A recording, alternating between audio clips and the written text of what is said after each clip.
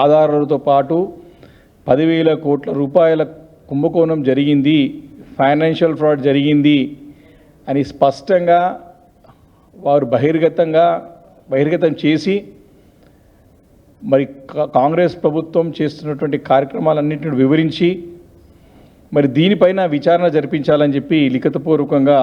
కేంద్రంలో ఉన్నటువంటి ఆర్బీఐ కానివ్వండి ఇతర సంస్థలన్నింటినీ కూడా విచారణ చేయమని చెప్పి మరి కోరడం జరిగింది. వీటన్నిటిపైన వివరణ ఇవ్వాల్సినటువంటి ప్రభుత్వం మరి తప్పించుకొని మరి పార్టీ నాయకుడు పార్టీ అధ్యక్షుడు మహేష్ కుమార్ గౌడ్ గారితో ప్రెస్ మీట్ పెట్టించి కేటీఆర్ గారు లేవనెత్తినటువంటి అనేక అంశాలు, ఆధారాలతో పాటు లేవనెత్తినటువంటి అంశాలు, మా కేటీఆర్ గారు అడిగినటువంటి సూటి ప్రశ్నలకి సమాధానం చెప్పలేక వివరాలని మరి అంశాల పట్ల వారు లేవనటువంటి అంశాలకు వివరణ ఇవ్వలేక సమాధానం చెప్పలేక మరి తప్పించుకునే ప్రయత్నం ధోరణిలో మాట్లాడారు మహేష్ కుమార్ గౌడ్ గారు. నిన్న పిసిసి అధ్యక్షుడికి వారి యొక్క పత్రికా విలేకరుల సమావేశం అనంతరం వారు చెప్పినట్టు సమాధానం అంతా కూడా సుదీర్ఘంగా చూసిన తర్వాత స్పష్టంగా అర్థమైంది ఏంటంటే పిసిసి అధ్యక్షుడు మహేష్ కుమార్ గౌడ్ గారికి దీనిపైన ఎలాంటి అవగాహన లేదు. వారికి దీని పట్ల అసలు దీంట్లో ఏం జరిగింది, ఏం జరగబోతుంది అనే దాని పట్ల వారికి ఇంత కూడా వారికి నాలెడ్జ్ లేదు. వారు ముందుగా ఈ యొక్క సబ్జెక్ట్ పైన ఏదైతే 10,000 కోట్ల భారీ కుంభకోణం 400 ఎకరాలకు సంబంధించినటువంటి ఏదైతే మన కంచెగచ్చిబౌలి ఉన్నటువంటి ఈ స్థలం గురించి వారికి ఈ సబ్జెక్ట్ పైన ఈ యొక్క అంశం పైన ఇలాంటి అవగాహన లేకుండా మాట్లాడారు పిసిసి అధ్యక్షుడు మహేష్ కుమార్ గౌడ్ గారు. వాస్తవానికి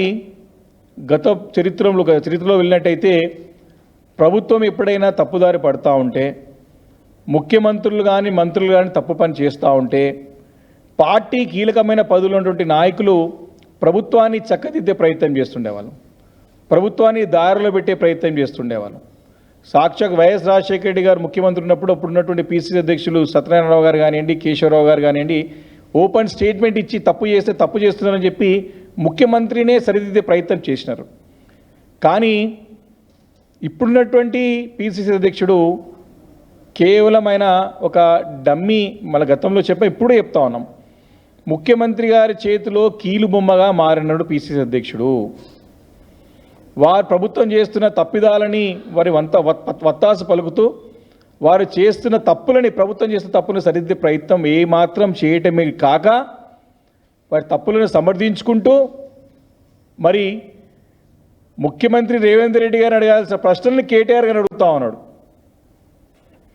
వారు వీటి గురించి చాలా క్లియర్గా చెప్పినాం, ఇది ఫైనాన్షియల్ ఫ్రాడ్ జరిగింది, దీనిపైన విచారణ జరిపించాలని చెప్పేసి మేము సూటిగా ప్రశ్న వేస్తే